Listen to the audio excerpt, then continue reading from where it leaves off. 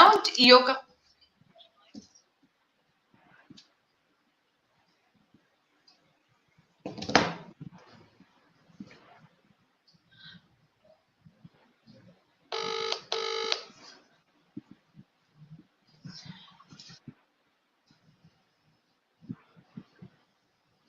Hello everyone, welcome to the Outlook Wellbeing series during lockdown. I'm Lakshmi Deproy and today we have with us renowned yoga acharya and author of several fiction and non-fiction books, Ira Trivedi. She's the author of the 10 Minutes Yoga Solution and many more. She's going to show us a few simple yoga asanas which you can easily practice at home.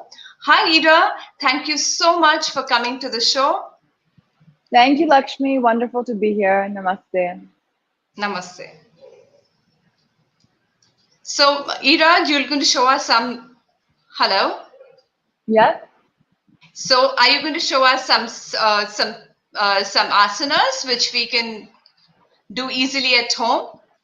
Yes, absolutely. Before that, Lakshmi, did you want to ask any questions pertaining to the health and how we can stay healthy at home?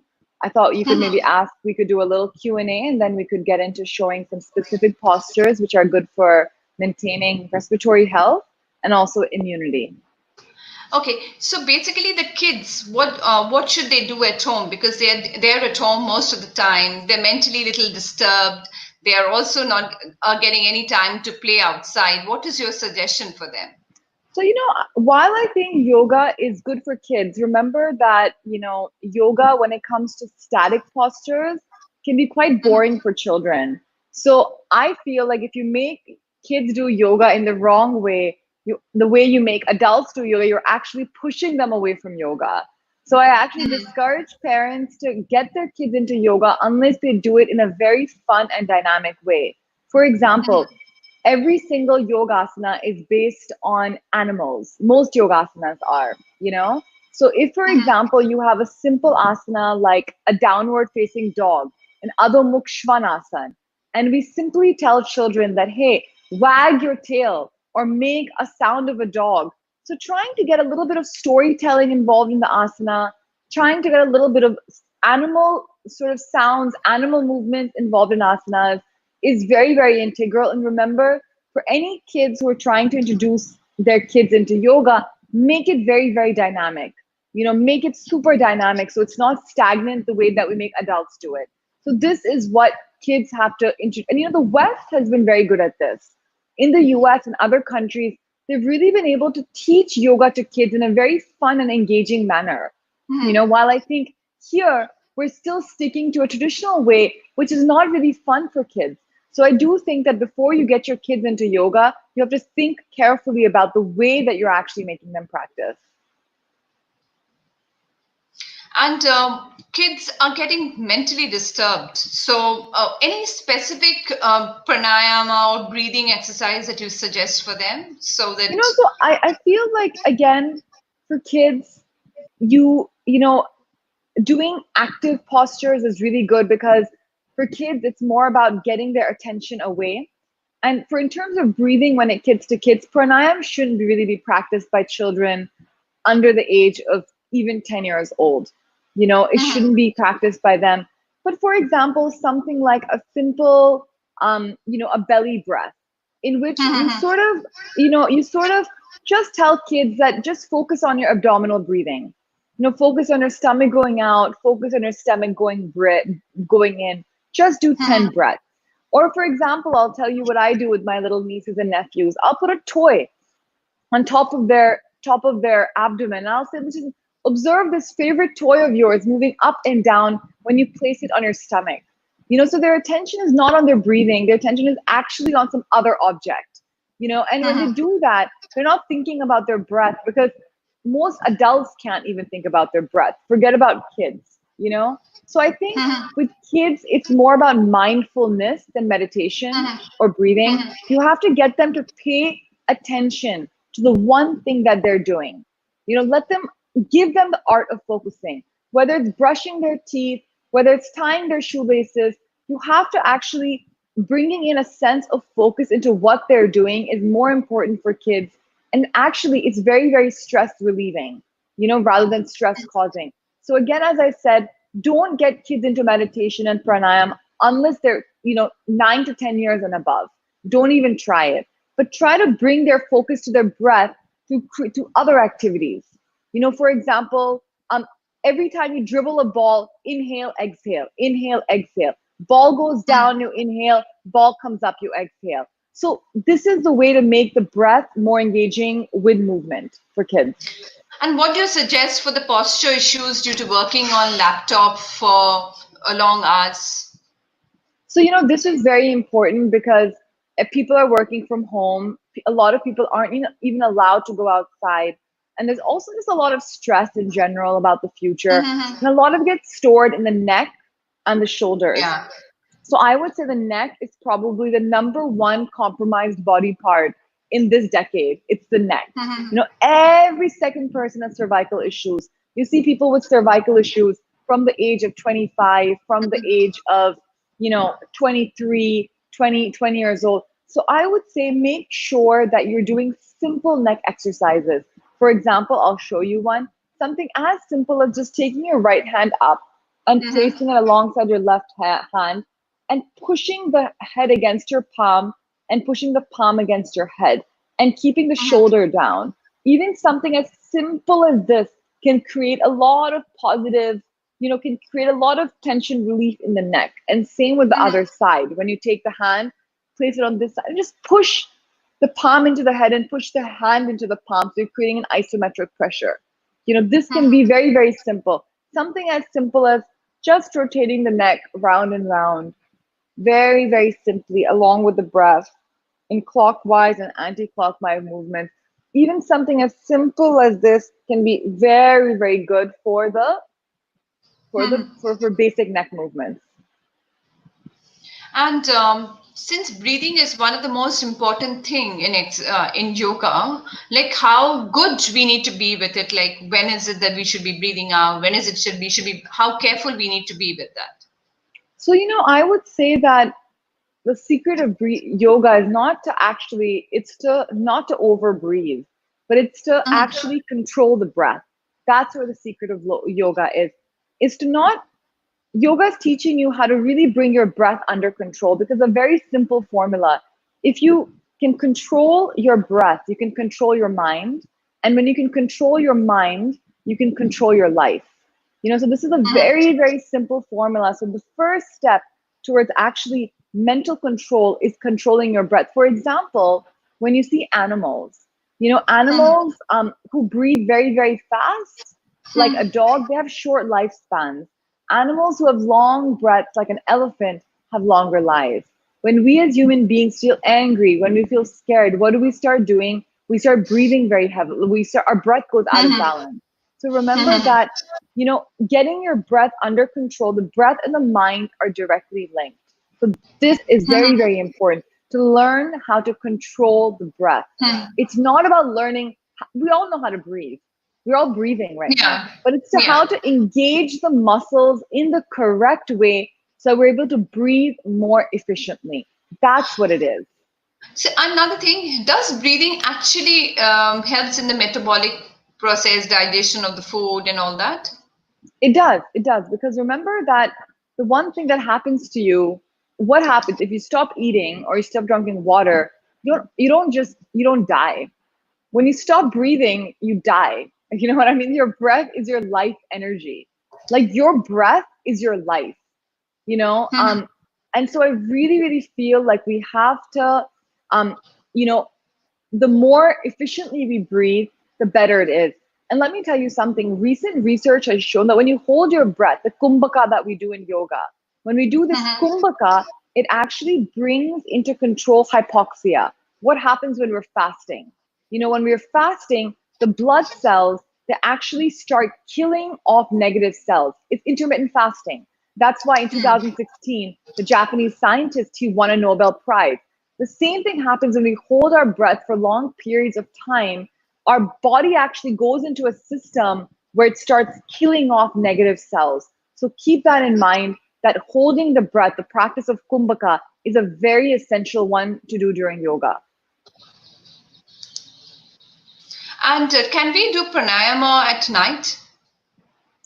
So Lakshmi, pranayam it depends on what kind of pranayam. There's a lot of different kinds of pranayam. For example, Kapalabhati, which is a kind of a stomach pumping Mm-hmm. exercise, that should not ideally be done at night because it's quite energizing. But for Mm-hmm. example, a simple anulom vilom and alternate nostril breathing can be pretty relaxing. You can definitely do that at night if you do that in moderation.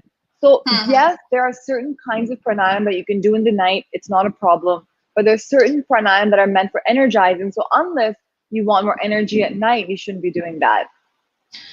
And what yoga we should do to strengthen our back, not just the cervical, the whole spine. Yeah, so I'm going to tell you one asana, only the best asana for building your back strength. And this is not just me saying this, some of the best doctors in the world have prescribed one asana, the Bhujang asana, for strengthening your back. So I Mm-hmm. actually feel that every person, no matter what your routine is, even if you have no routine, try to introduce this one posture, and I'm going to just demonstrate it for you so you can watch it. Okay, so we're just lying down Yeah. on the abdomen on the mat. Mm-hmm. Okay, bring the palms in line with the shoulders and bring the chin down. And then slowly, as you inhale, try to bring your chest up and try to keep your ankles together. So just bringing your chest up. You're not trying to really push the chin up. This could hurt your neck again. You're trying to expand the neck, the chest, and keeping your shoulders tucked down. This is a very, very good posture, the Bhujangasana, you know? And this is Yeah. it. This is just this much. You can go into a more advanced mode by pushing up into your palms and doing it like this, or otherwise, even this much is just enough.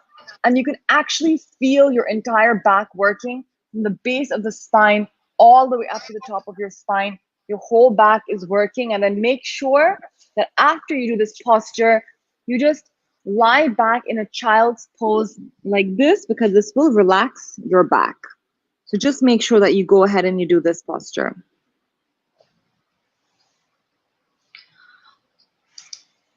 And what do you suggest for the senior citizens since they are not being able to do? A lot of them have pains and aches and bone issues, like so joint problems, and they're unable to go out for their regular walks and whatever. The physiotherapy is also Absolutely. not happening. So, Yeah. what do you suggest Yeah. for them? So I think again for senior citizens, crucial to do yoga and yoga. Senior citizens can do yoga at any given point in time. There's no people are afraid. A lot of people are afraid of yoga because they say we'll get injured, we'll hurt ourselves. There's no reason to be afraid of yoga, especially if you're doing it correctly. So just remember that senior citizens should do two things. They should do simple joint movements and you begin from the top of your neck and go all the way down. They're called sukshma vyayam, basic joint exercises for the wrists, for the shoulders, you know for the waist, just simple spinal movements for the knees. These are very, very important for older people to keep safe. And breathing, right now the number one thing that people should be doing is focusing on their respiratory systems, because the only thing that we can really do to keep ourselves strong is build our own respiratory strength and immunity. So I really suggest for everyone that they should try and do a little bit of pranayam. Do Kapal Bhati, do Anilom Vilom. They're two very simple practices. So I suggest that everyone do these. And see, we are working at home 24/7. Like work from home is becoming all the more taxing on us. So not just back issues, we're having a lot of pains in the joints, cervical pain, arms, wrists, everything, and knee. And everybody is on the heavier. If you're on the heavier side, what do you suggest to your people, to us, like people on the So heavier as I side? said, there's no see, for people on the heavier side, let me tell you one thing. You're going to lose weight not by doing yoga, but by controlling your diet. And it's becoming more and more There you difficult. go. Huh? It's becoming more and more difficult to control your diet because you're at home and your kitchen is available and you're going and eating stuff. So Yeah. I actually tell people yoga is going to help you lose weight, because when you do yoga and you discipline your body, you're disciplining your mind. But at the end of the day, you have to be careful about your diet, especially when you're working from home. You have to be careful. Make sure that you're not overeating. Make sure that, And if you are overeating, I'll tell you a simple way to avoid, like if you find like, oh my God, I've gained weight, start noting down everything that you're eating. This is the best way towards weight loss. For 3 days, keep a track of every single thing. And you can easily do that on the mobile phone. In the notes section, just do that. And it's so, so easy to really, to record all your diet in your phone and then take a look at it and just say, wow, where am I overeating and where am I undereating? And is there any yoga asana which is good for mental soundness and helps us in sound sleep? Yes, there is. Actually, all yoga will help you in mental soundness and good sleep. In fact, yoga is best done in the morning. We have live online classes 4 times a day, and we do have evening classes at Era Yoga Wellness, my wellness company. But what I always tell people, even though we have evening classes, is come to yoga in the morning. That's when it's very, very effective. Because when you do yoga in the morning, the benefits are there throughout the day. And by the end of the day, you feel tired. So you will get a sound sleep if your body is tired. And especially for people who are finding a lot of stress during this time, I'm saying physically burn your stress. Make sure that you come to yoga. Make sure that and even if you're just doing jumping jacks, do jumping jacks for 10 minutes. If you're not able to leave your house, jog in one space. You don't need a ground to jog. But physically keeping yourself active is going to really mentally help you in the long run, especially in terms of stress. And the West is very good with that. In the West, they live a lot of high power lives. I mean, a lot of people have high stress lives. They're very disciplined, very routine, and they really welcome working out in their life because they've seen what benefits it can give you. Can you suggest some yoga asanas to reduce tummy fat? Because that is the Yes, most difficult place for absolutely. I most of would us. say Kapalbhati is the simplest and easiest way to do that, and I'll show you how we do it. Kapalbhati is very simple. It's abdominal pumping. If you just look here, I'm pumping my abdomen. I'm actually using the abdominal muscles to pump up and down. I'm pumping my stomach. I'm pumping the air out, and my inhalation is automatic. So this stomach pumping that I'm doing is actually working on my stomach muscles, and it's directly targeting where we accumulate fat. So I would say you do 100 Kapalbhatis a day, and eventually your stomach fat will be under control. And of course, you have to watch your diet. Along with yoga, you can't just leave everything onto yoga. It's very, very important to eat correctly. Like, what do you suggest during lockdown? What is the food that we should eat? Like, how it should be cooked, how much of oil it should be there? Like, what do So, you suggest? Lakshmi, I am coming out with a new book called the 10-minute yogic diet, and I'll definitely sort of share some pointers with Outlook as well. So Outlook viewers, please watch out for that. The Yeah. 10-minute yogic diet is going to be just 10-minute recipes that you can make at home, because remember that, during lockdown, a lot of us are doing stuff ourselves. Like a lot of help is not allowed. You're cooking a lot yourselves. And a 10-minute diet can really help people, like making things fast. But remember that, to make very healthy food, it doesn't require a lot of time. People feel like you need so much time to cook something healthy. That's not the truth. In fact, the healthiest things can be cooked in a very small amount of time. You know, um, I'll tell you a few simple tips. Try to eat as many fruits and vegetables as possible during this time. Even if you have a non-vegetarian diet, try not to eat non-veg during the lockdown, because this pandemic is caused because of animals. It's caused because, and right now I feel like this is almost like human beings are bearing out their karma. And when you kill an animal, when you slaughter an animal, there's so many hormones that are released. Stress hormones, hormones of fear, hormones of anxiety. So right now, this is not the right time to be really eating this kind of food. I would suggest that for this time period, become vegetarian. That's probably more ideal for everyone. So, do you suggest plant-based diet, or you are I okay would with? suggest I'm totally fine with dairy. I mean, make sure that you eat dairy in limited quantity. Ghee is one very wonderful. So I would. The only problem with milk is that the quality of milk that we get these days is quite suspect. So but if you know where your milk is coming from, nothing like it. If you have access to, maybe a lot of dairy farms these days are supplying milk. A2 milk from desi cows. That's the best kind. So I would suggest try to get that source of dairy. I think ghee has a lot of benefits. We use Ayurveda ghee in a lot of Ayurveda. So I do think that dairy in limited quantity is very, very good for us. Yeah. I have there's a somebody else has a question. Like I have a migraine issue. Suggest some asanas for the migraine and sinus also, like Yeah. blockage of the nose. So again, breathing exercises are great for this. I mean, when you have a migraine, you really sit down and you begin to breathe, focusing on your breath, just long, deep breaths. You'll be amazed at what this can do for a migraine. So try again to bring in some breathing practices, and this can really, really help you. Mhm. And during summers, what is a good and healthy diet for you? You just mentioned it's a plant-based diet, but any healthy drinks to boost up your immunity or something? Drink a lot of water. Most people are not drinking enough water. Like, let me tell you that much. And it's because they don't like the taste of water. They say we don't like to drink water because we don't like the way it tastes. So I say make it healthy. And again, make your water alkaline. If you put a little bit of pudina in your water, if you put a slice of lemon in your water, if you put a little bit of fruit in your water, put some pomegranate seeds, put some orange slices, the water becomes so tasty. Put some tulsi leaves or put some slices of pineapple in the water. It makes the water alkaline and it makes the water so tasty. It seems like a cold drink.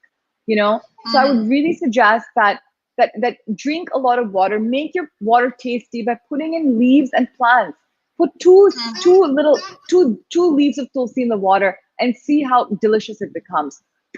Take two strawberries and put it in the water and see that you feel like you're having a beautiful strawberry, some imported drink, but actually you're just taking a strawberry and putting it in the water, or some lemon. So try and stick to the basics. The fundamentals of a yogic diet are actually a very, very simple, basic diet. And another thing is that is it okay to have dry fruits and all of it during? And what is the time you should be eating before yoga? How much gaps we should keep between So a I meal would and? say between a big meal and yoga, you should have at least 2 hour gap. At least 2 to 3 hours is best. Yoga done on an empty stomach is the best possible thing. But before yoga, you can have a little bit of a tea. You can have an apple half an hour before your practice. That's typically good. Mhm.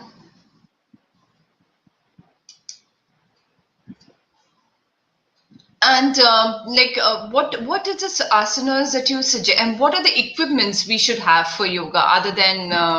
Nothing. You need nothing other than a mat, but you don't even need a mat. I suggest to people do it on anything. Right now, mats is not an essential item. A lot of people don't have access to mats, but get something simple. Have a carpet.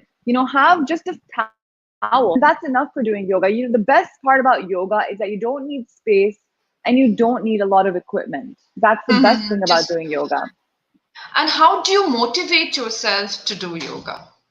That's a good one, Lakshmi. It's hard to find that motivation really to do yoga. It's a tough time, and there's so much to do. But I'll tell you a couple of ways to stay motivated. Number one, try and do yoga along with someone. Get them involved. Whether it's a family member, whether it's a child, whether it's a spouse, say let's do yoga together, or it's a friend, and you keep yourself accountable. Why does a teacher help in yoga? Because the teacher makes you accountable. Are you coming to the Yeah. class or not? We have, and let me tell you, the world of online yoga is amazing. We have online yoga classes 4 times a day. We have online yoga classes. And we offer them at Ear Yoga Wellness. You can check them out at earyogawellness.org. And online yoga is amazing. You're not exposed to anyone else. You're by yourself in your house, infection free, doing what you can, but you have the teacher guiding you. You have the teacher instructing you. So I really feel that actually the world of online yoga is a big boon for yoga. Can yoga be coupled with aerobics as is a good practice as well? Yes, Like the absolutely. jumping jacks you mentioned, no? Absolutely, Right. yes, absolutely. I think you should always combine yoga, especially during pandemic times, with a little bit of cardio, especially right now because people are not getting enough. So, and, for example, do a lot of Surya Namaskars. If you're doing 6, make them 8. So add a little bit extra in your workout so that you can actually do this because right now in pandemic times, it's crucial to be able to do that. So, because a lot of people don't even have time to walk outside. So make sure that you're sticking to these practices. And can you please suggest some good cardios like jumping jacks you just mentioned? Anything else? Surya Absolutely. Namaskar. Skipping. Yes, skipping is amazing. If you have a skipping rope at home, I would say go back to the basics. Do basic skipping. I'll show you something called mountain climber. It's a very good practice. We do this a lot in our classes. You're just like this, and just you go forward and backward like this. You're getting a full workout for your whole body like this. Another one to do. Another one to do is just to kick your legs up. That's it, and count 1, 2, and you'll see. But just by doing basic kicking like this, it's so beneficial. Another one, is a very simple martial arts. Just just do this. Go forward and backwards 20 times, just like this, and you'll see that you're automatically, your legs are opening up, your arms. So, even basic stuff like this, basic animal movements can really, really help you. So I really suggest that people should stick to. I'm already feeling a little out of breath just by doing some of these. They're really simple, and anyone can do them. Even something as simple as just jogging in place, bringing your knees up. This is a very simple cardio that you can just do standing in place. And can you suggest a few simple yogas, very basic yogas, maybe 2 of them for us? Sure. So the 2 I would tell you, and then Lakshmi, I'm going to have to sign off after that because I have another 6:30 class to actually teach. But remember that any twisting that we do is very, very beneficial for us, especially now. So when you twist, remember that a lot of the abdominal organs are at the side of our, like the liver, the spleen, the kidneys. They're not in the middle of the stomach. They're around this area and even here. So twisting, anything which requires a twist, is extremely beneficial in the practice of yoga. So what I suggest for people, even something as simple as sitting and just moving towards the back, even something as simple as this, all your organs are getting a nice squeeze alongside your stomach. So you stay here and you keep on breathing, or you stay towards the left and you keep on breathing, or something as simple as as just a simple Ardha Matsendra asana. You're just doing a nice squeeze along the side of your body. Even this, the Ardha Matsendra asana, is very, very good. And you can do this on both sides.